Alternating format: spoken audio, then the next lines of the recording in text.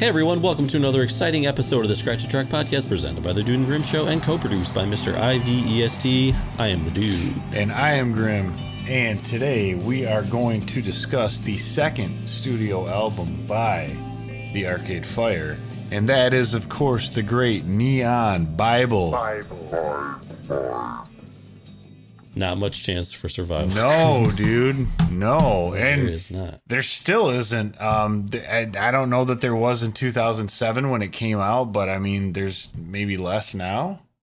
Yeah, I mean, definitely. I mean, if their new album We is any indication of that, I would say things have not progressed, right? Like, oh, yeah. You mean content-wise. Yeah. Content-wise, yeah. It's not... Exactly. We didn't get to like this turning point where the graph starts going up again. Yeah. No, it's coming though. Yeah. Just got to keep the car running. I mean, less of a hockey stick, but you know, whatever. Yeah. So dude, yes, this was released March 5th, 2007. And dude, I thought the coolest thing about this right off, man, was like where it was recorded. Oh, absolutely. Absolutely. Right? Yeah. They bought a church in a town in Quebec and renovated it to record. I think that is totally cool. I mean, and I think that's where the pipe organ was in the church, I believe. That would make sense. Is that not correct? I don't know that, or if I don't know if it was in that church or they had to actually go to a different church to record that. Oh, that would be seriously ironic. But I thought that it was just one of the things that, and of course, this was me talking to somebody when it came out, but they're like, yeah, dude, you can hear the pipe organ right in the album. I mean, they bought a church, and so they just used the pipe organ in the church. And I'm like, oh, that stands to reason. Yeah, it does make sense. The majority of it was recorded there. There were also some additional recordings in Budapest where they worked with the Budapest Film Orchestra and also a military men's choir. So there's now that's cool. That's cool. And you know, have you seen? So I have this documentary called Mirror Noir. I watched it on YouTube. Okay, so it is more in the vein of kind of like Meeting People is Easy. Mm-hmm. You know, it's more fly on the wall. You don't have these like sit down interviews.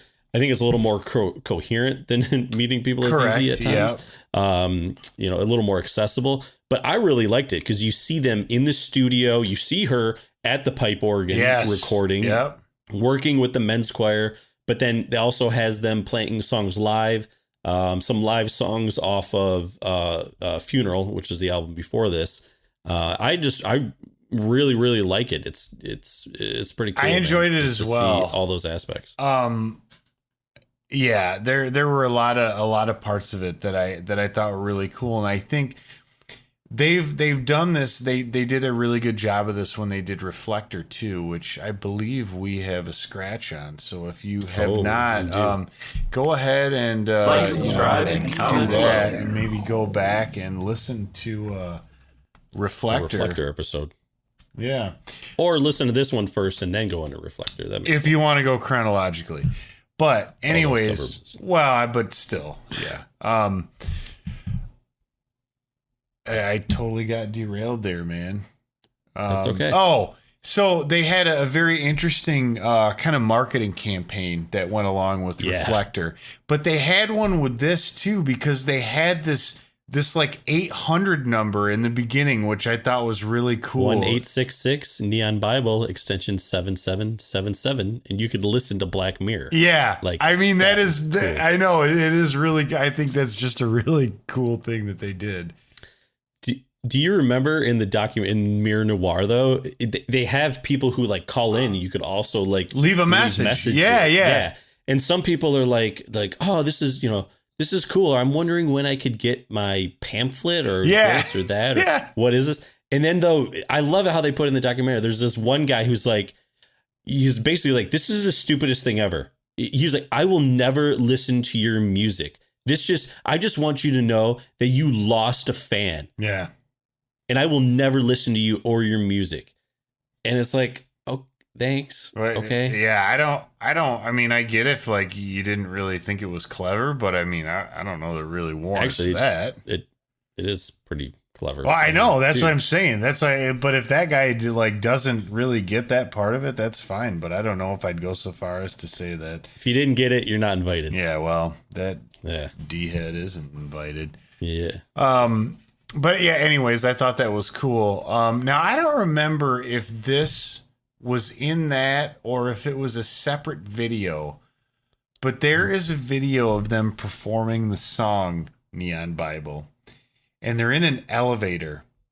It's in this. Yeah. It is. Okay. And I really liked it because one of the things that I thought was so incredibly clever about it was how dude had a magazine, and instead of hitting the snare, he would rip out the pages for the snare hits. That was really cool.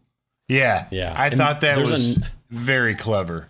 Yeah. There's another one too, where I think it's just Win and Regine in the elevator, and they're doing something, or maybe it's the same one, and where they're ripping the page and also keeping the beat. He's like hitting the glass of the elevator or something too. Yeah. I was just like, that's I really cool. like how they did that. I thought, now another thing, dude, 2007 was a big year for albums, because within a month of this album coming out, you also had the Shins Wincing the Night Away. Check that scratch out.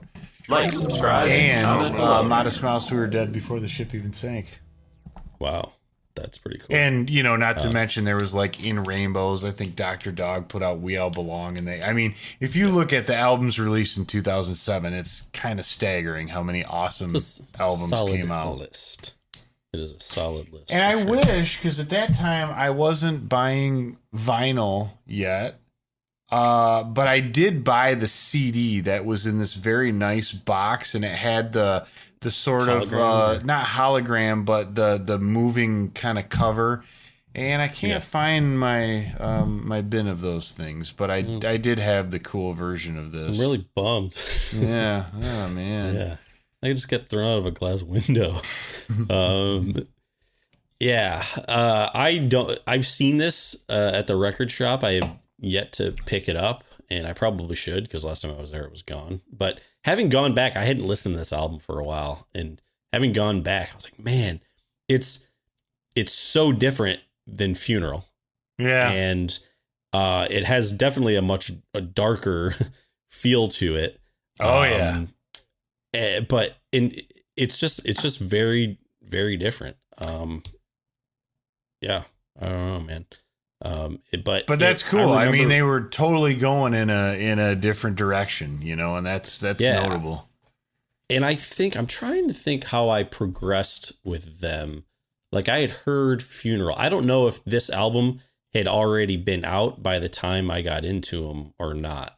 Had you listened? Had you known, this album's coming out? So you were already into Funeral. Yep. And then you went to the store. And then I heard that this was coming out. I think I don't remember if I bought this at the store or if I had to order it. But I do, yeah, because I didn't get the regular jewel case like I was saying. I got that nice one that was like it was like if a record and a CD had a kid. The only thing that I would really kind of turn me off from getting this one on vinyl, which it may not in the end, but it's 47 minutes. Is it going to be on one disc or two? Anybody out there? It's two? Yeah, it's two. It's three sides. So I don't know if they do like an etching on the third side. And I guess that's not bad. I would much rather have that than like, you know, making it go onto a fourth side. So you have like two songs. Basically two songs aside. Yeah. Yeah, that is... It's kind of a bummer. I'm curious though. I'm wondering if there's other pressings out there and they're able to fit it on one disc. Dude, I don't know. You're really pushing it at like 46, 47 minutes. Push it to the limit. Yeah, your run out groove at the end is going to be like that thin. That's fine. I'm good with that. Nah, me too. But there's a lot to doing that I just, you know, I figure it's best left for the experts. Yes. One question I had, Grim, this was so for the mixing process, they actually sent several tracks out to, they said like well-known mixers and producers to kind of like experiment and everything. And they decided to go with, I guess his name is Nick Launay, Launky. Okay. And he's worked with Nick Cave, the AAS, David Byrne, Lou Reed.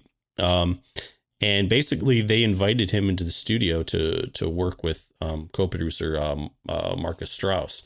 And he's the one who, you know, basically kind of headed up the mixing process. Now, one thing I guess I have a question, because you've obviously made music, everybody knows.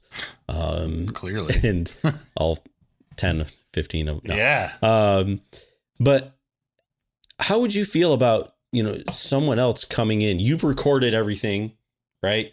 And bringing someone in who wasn't there during the recording sessions to come in and mix the songs, you know? I guess there is part of me where I could see why. And this to me goes back to watching the documentary that Wilco, when they made Yankee Hotel Foxtrot. The sound they were going for was so different than anything they had done that even they themselves had a hard time conceptualizing. They played the tracks, but they had a hard time thinking of how to make it be what they wanted. And I think sometimes I guess I could get that, and especially if you had, you know, money, connections, all that kind of stuff, which I don't know what that's like. But bringing somebody else in there to just start from zero and get a fresh take on it. Yeah, that's kind of, you know, makes sense. That's the thing. That's kind of what I was thinking. On one hand, it's like, gosh, you know, maybe you're too close to it. Yeah. Right. You know, then on the other hand, though, and I know a lot of people do record this way, they're recording in a way because they already, I think, know in their minds. That's how I always have worked. The end product to sound. So I think there's those two avenues, but it would be just such an interesting thing. And I'm sure that's why people like doing remixes and things like that. It's like, I want to give someone else like my stuff and just see what they do with it. I know. Like, I think what can they think of that it's so outside of the box of your own box, right? Yeah, and see, I've always been a person who, in my head, like if I wrote a song, I could tell you exactly how it should be. Like I could hear every bit of it before it's ever been recorded. But then, you know, there's always, if you work with other people, you'll always be surprised at what other people would hear and say that they wanted to put in. So what I always found is that, like, I never brought in someone from the outside, but I would always make a preliminary mix of what I thought was good and then give it to everybody else in the group and take that feedback into it, because there were a lot of things that they would think of that I didn't. So it is nice to get somebody else in there, I think, whether it's people in your own band or whomever, you know? Yeah. You know, I think we can probably start getting into the tracks here a little bit. One sec. Before we do that, I do want to talk about the cover, because I think the cover is, I mean, I would put it up there as one of the better album covers ever, because it's like, it's almost like Dark Side of the Moon level album cover with how simple it is, but okay, you know what I mean? It's dude, it, just like they say, simple and bold, and it really, really nails that. It really nails it. Yeah, it is cool, man. Yeah, and you know, it does take on, or it has this overall theme kind of in it, and there's that televangelical theme, right? Yeah, and you know, I think they even said that, you know, once they decided on the title, you know, they were, I guess, they were further inspired after they watched a lot of TV preachers and get rich quick schemes on YouTube. Yeah. Right. They also said that they were attracted, and you see this in a lot of the lyrics and song titles, to ocean and television as central images. You know, the ocean, they said the imagery symbolizes a lack of control.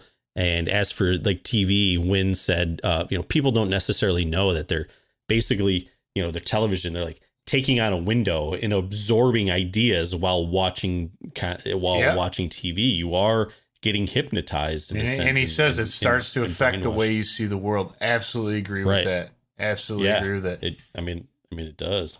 Now, one thing I just to touch on it again, but the whole thing of the cover, and I don't know if this was ever expressly stated, but one thing I've always seen with it is you see there's the central image of the Bible with sort of the pages kind of being turned.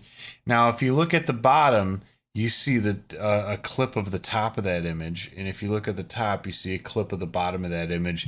And to me, what that brings to mind is almost as if it's a freaking like slot machine. And it's, you know what I mean? It's just the same thing, like looping. You're just going to roll over and over. Which I think even goes with it even more. Now, I don't know that was ever meant or anything, but that's something I've always seen in it. I like that. I like that a lot. That's cool. Well, it would be cool too, because, I don't think I ever owned this on CD, and I haven't owned that on vinyl. It would be cool to see sort of the inside booklet, right? I wish I could tell you what that looks like. How that artwork extends. I knew once. Lost all your shit. So dude, it's here somewhere, but man, just like go take another look. I'll just get it on vinyl at this point. It's just, I know, just drop $40. I know where those are. Yeah, those aren't going anywhere. That's for sure.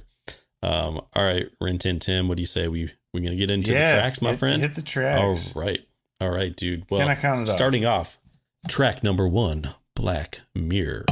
I think, like I said, this it was. I don't know if it was. I don't have it in front of me. I don't know if it was a single or what. But basically, the band put it out there by people calling 1866 Neon Bible and hitting extension 777, and that's how you listen to this song. That's really cool. Yeah. That is cool.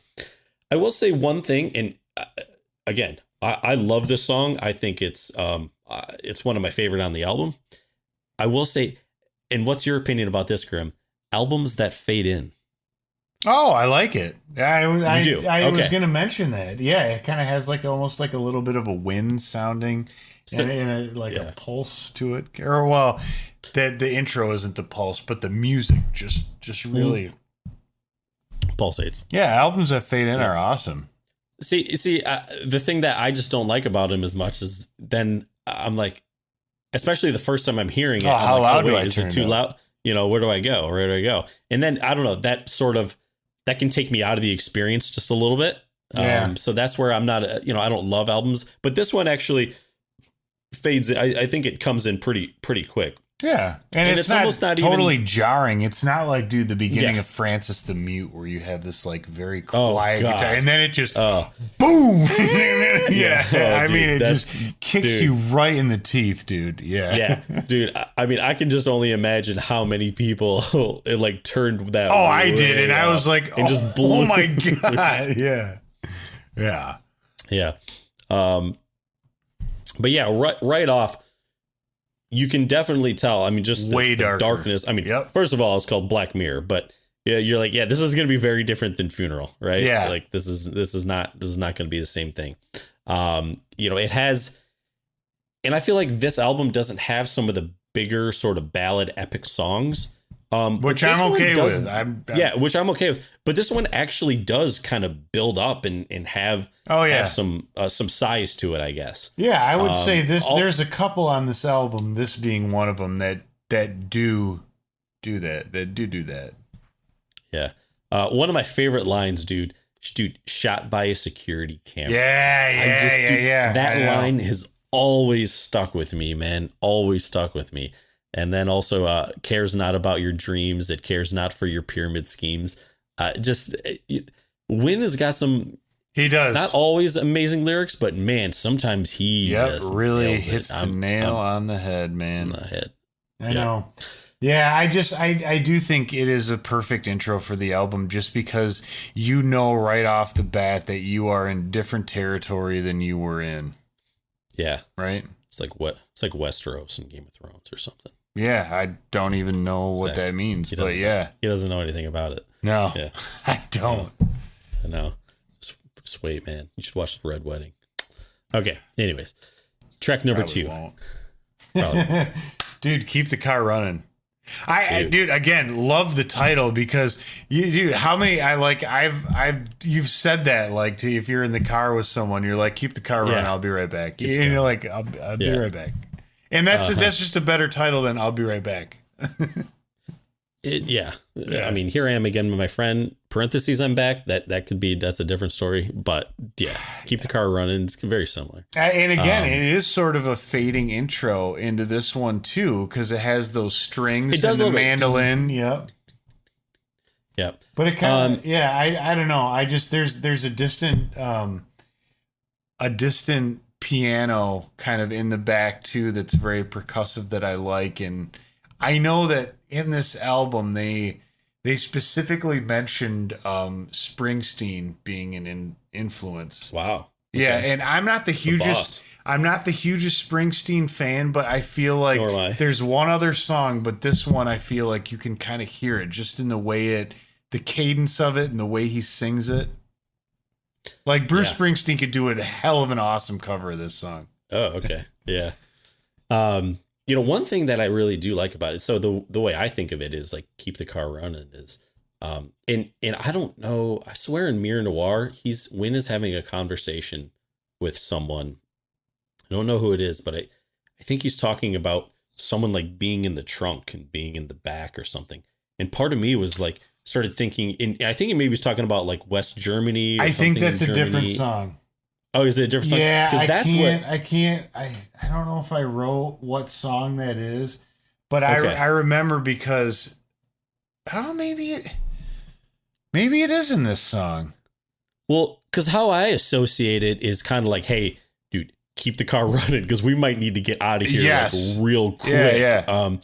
And I feel like, this song, especially with the lyrics and everything, it's almost about being ready at a moment's notice. And there's a tension sort of that comes along with that. And this song really moves. Like, I love the pacing of this song. Yeah.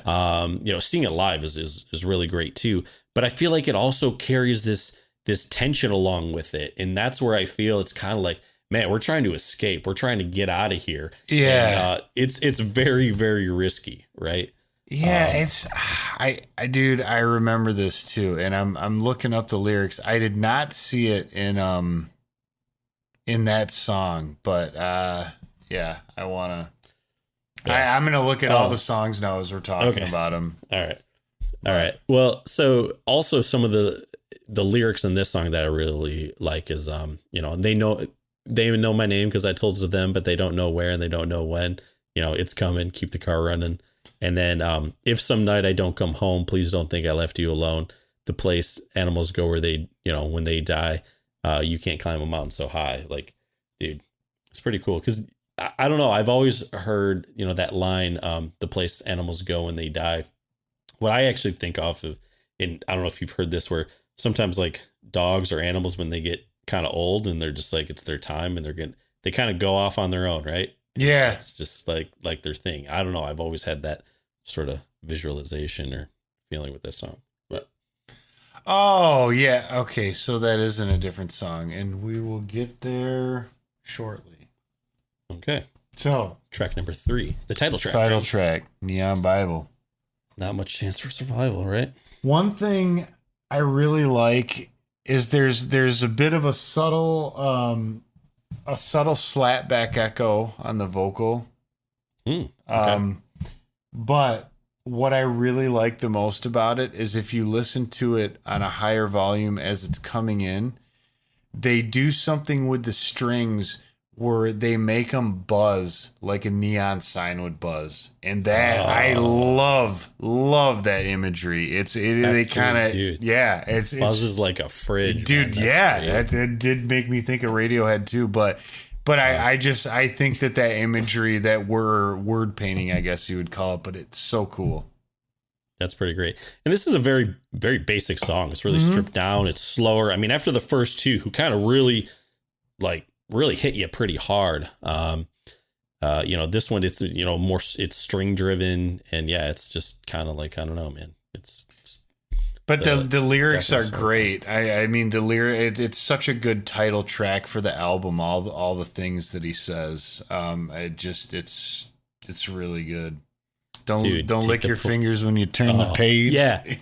Take the poison of your age. Don't lick your fingers. Yeah. Oh, that's freaking great. He said it. I don't know. I don't have it in front of me. He said it was wrong, but you know what? You know it was right. You know it was right. Yeah. Something in the future. I'll read that. But very, very good. Yes. Well, then we pick things back up, and this is a little bit of a jarring, hit, and that's Intervention, man. That pipe organ, yes. Dude, that comes in, oh man, and again, I love seeing them record it in Mirror Noir. Like, it's cool, man. Dude, I'll tell you what, you don't hear a whole lot of pipe organs in indie rock songs, do you? More in rock songs in general, but yeah. Legend has it more tried to put one in a song, but I don't know. When a certain person was going through the footage, I don't know how we ever thought that was going to work out time-wise, because it sucked. I rated it on a Hammond. Yeah. But it is a cool sound, and you're right. You just don't hear it that much. Right. But it's so thick and full and rich. Yep. And it again, so goes with the title of the album and the whole theme.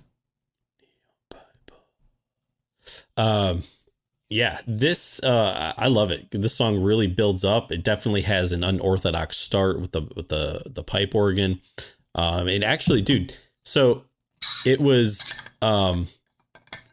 meant to be released as an iTunes single to raise money for a Haitian charity organization. But Black Wave, Bad Vibrations, which is the next song, was actually uploaded by mistake. Oh, that's funny. That's funny. Now, I don't quite understand some of the lyrics, because there's the whole bit about working for the church while your family dies. Yep.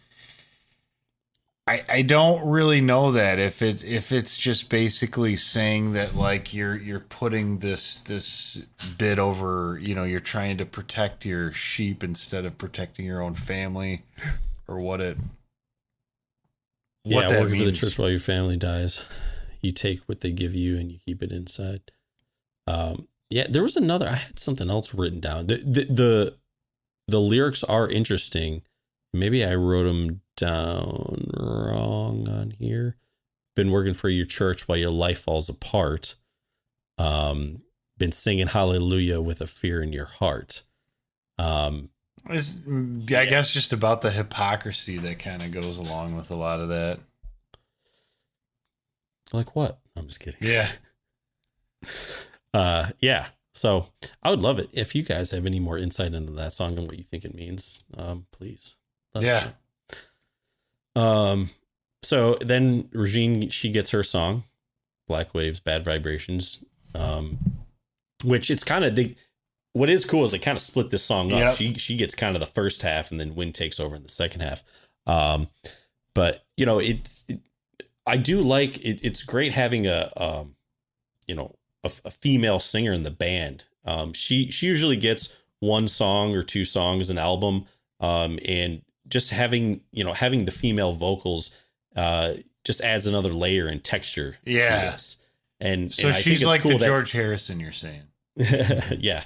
Well, and she does more. What's cool though, she does more than just background vocals. Oh, right? Yeah. Like she has her songs. And yeah.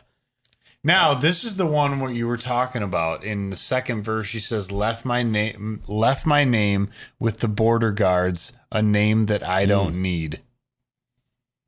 Okay.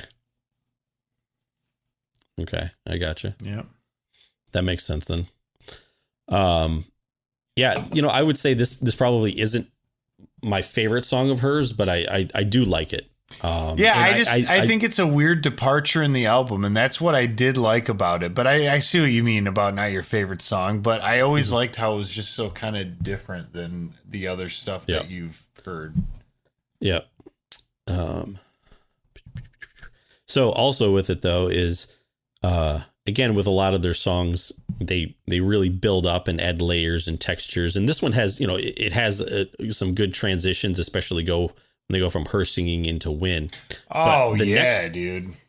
the next transition's really nice too. How this song transitions out and goes right into Ocean of Noise. I know, but one thing, dude, we would be remiss if we didn't say something about the bad vibrations part, because which I love how they kind of play with the name there. But I mean, I just nothing lasts forever. That's the way it's got to be. There's a great black wave in the middle of the sea, and that is some dark imagery. And it does build into just being huge. So, anyways, not to cut you off, Ocean of Noise, my man. Yes. Well, like they said, there's a lot of the imagery of water, but he says like right off, I think, to an ocean of violence. Yeah. And you can just it conjures up, at least for me, that visualization of like just and you and me, we grew up on the lake, right? Yeah. And sometimes just kind the of lake like, is angry. Those dark nights when there's like not even if there's a storm rolling in, but dude, it's just cloudy, rough out it's there, heavy, dude. It's just rough out there, and it's dark, right? Yeah. Like, dude, it's dark. I mean, just thinking of, and obviously we'll get into lighthouses and stuff in a bit here, but dude, black waves and lighthouses and just violent storms coming in,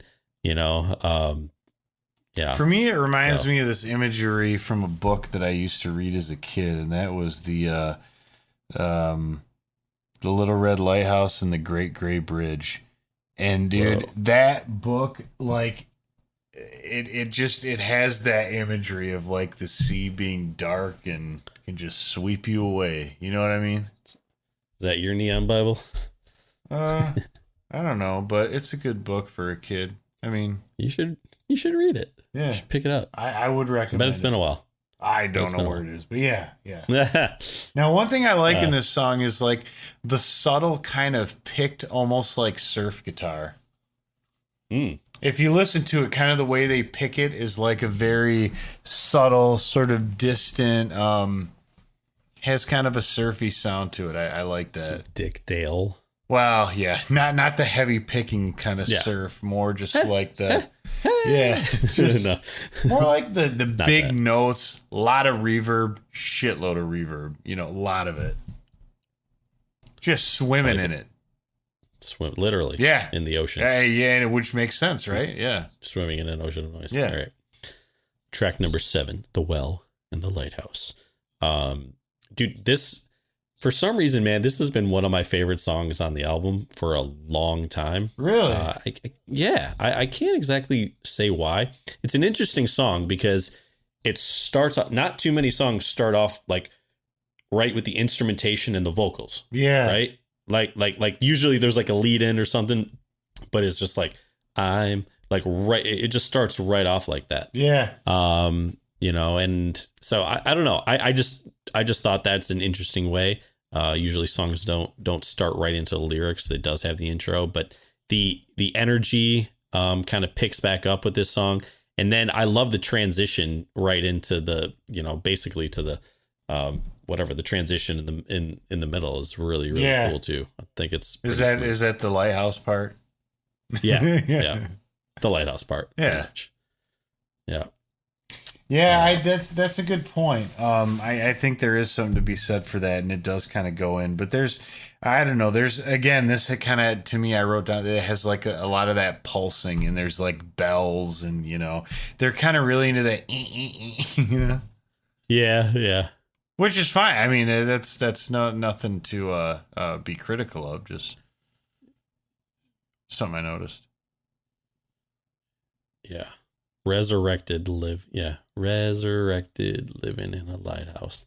The lions and the lambs ain't sleeping yet. I don't know, when they just go into that section, I think it's pretty cool, man. Mm-hmm. I like it. Yeah, agreed. Track number 8, Antichrist Television Blues. Really like this one.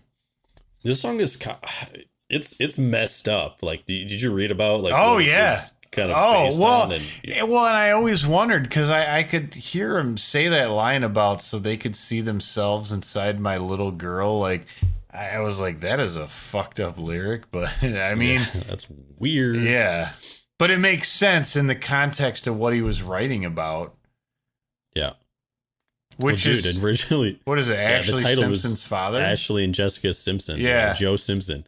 Originally, it was called Joe Simpson in parentheses Antichrist Television Blues, and then he kind of just, took out the name. Which is great because no need to start beef. Yeah, but I love it because he was able to take out the name other than the album, but like then it comes out that that's what it is, so it's great because you still get to have the residual middle finger up on that one. You know what I mean? Yeah. So I guess when they play this one live, he would announce it as, this is a song about what happens when fathers grow up to manage their daughters. Yeah, dude. Which they're not. I mean, dude. You look at, I think, Britney. You look at Amy Winehouse. Yeah, I was going to say Mitch Winehouse. It's yeah. I mean, it's a common theme. Also, dude, there's definitely some 9/11 imagery. Oh right? yeah, dude. Yeah. Yep. It's not, but it's an interesting song to me because it has this twangy kind of country feel to it. And right? this was another one that really gave me like the Bruce Springsteen kind of vibe, like the way he sings it. The cadence of his vocals, the way he makes his voice sound. Yeah. Yeah. I gotcha. Yeah. Moving on. Yeah. Windowsill. Dude, again, this song starts off really simple. We got the acoustic and I think just like this light kick drum. Yeah. Very, very basic and simple. Other instruments kind of come in and the song builds up a little bit.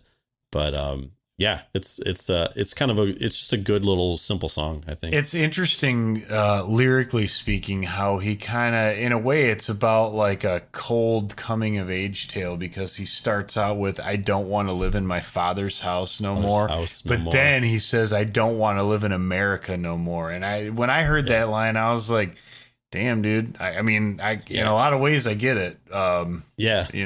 MTV, what have you done to me? Yeah. Save my soul. What have you done? I mean, yeah. Yeah, there's a lot of intense writing in this song, I think. The message is not a light and easy one. It's very bleak. Yeah, it is. It is. Next song is kind of interesting, Grim. You got No Cars Go, which is also, it was off of their original EP. And, this is essentially a re-recording of it is what it seemed to me. Yeah, it is. I've listened to the EP version. There's not a big variation. It's not they like... Where they were like, "Hey, we're gonna completely deconstruct it and add a new do something completely in. different." Yeah, it did. Basically, they just spruced it up. I actually like the EP version better. Okay, all right. Just because, and far be it for me to say this because I'm guilty of, in the limited amounts that I've made music, I get big visions and add many layers. But one thing I like about the EP version is it's just a little more stripped down. Oh, okay. All right. But I do just that snare. I like the snare bit, I think you freaky. I like it a lot. Yeah. Last track, we're gonna close it out. My Body Is a Cage. Yeah. Keeps me from dancing with the one I love. Though my mind holds the key. Good way to end kind of the album. Yeah, it starts very slow, builds up, mainly with the vocals and kind of the organ, but then the organ becomes more prominent, but then everything kind of crashes in like on the beat in the middle of the song, and then dude, it gets pretty dramatic, but yeah, it's a good way to end the album. Yeah, I think so. So before we get into the scratching, do you have a favorite? I think you already mentioned it, but I just want to. It's tough because I love The Well and the Lighthouse. I love Black Mirror, and I love Keep the Car Running. Now I know I can only probably pick one, but I don't know, something about The Well and the Lighthouse. I think it's kind of like a. It's not one I think most people would pick. Okay. I think more of the hits. I don't know if there's hits on this album, would probably be Black Mirror, Keep the Car Running, maybe Intervention. I think those are probably the more of the popular songs, I guess. Okay. So I would go with that. What about yourself, man? Antichrist Television Blues, man.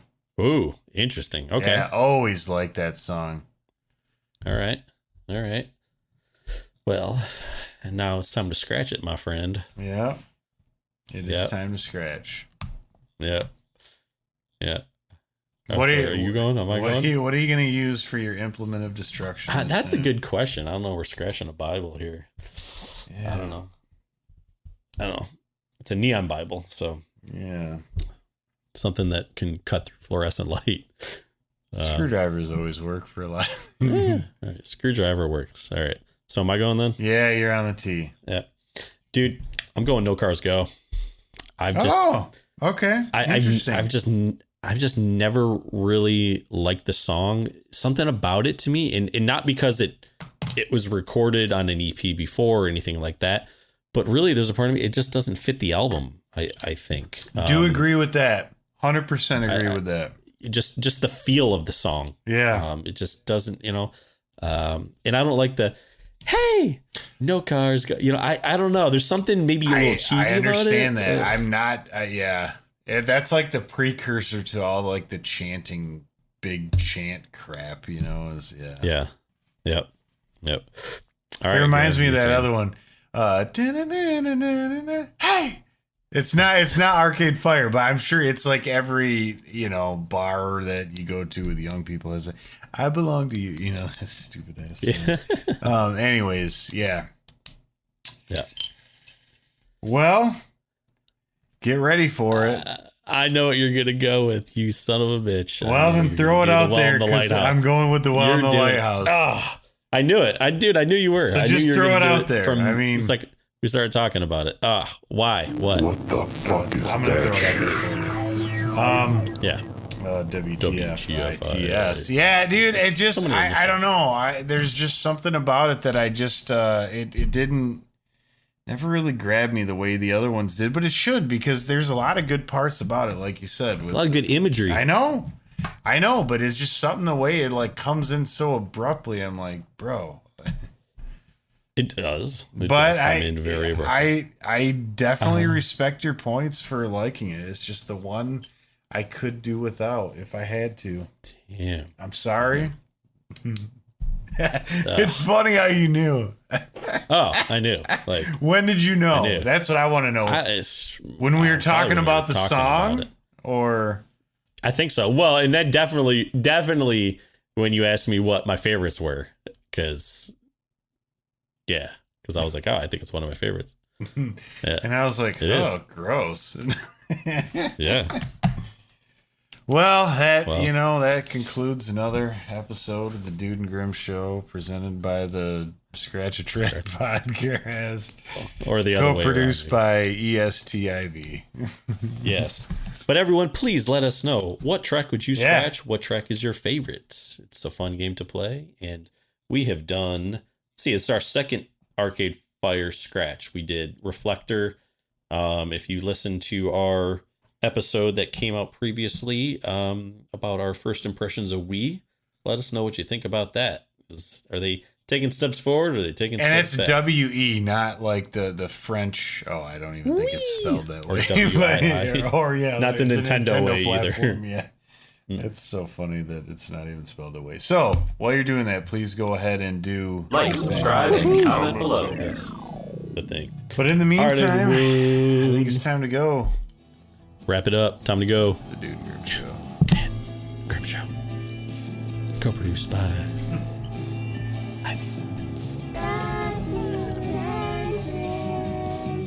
Scratch a Track is produced by the Dude and Grim. Additional music provided by More. That's ... MORE, and the Tims, TIMNZ. Copyright 2020. The Dude and Grim Show.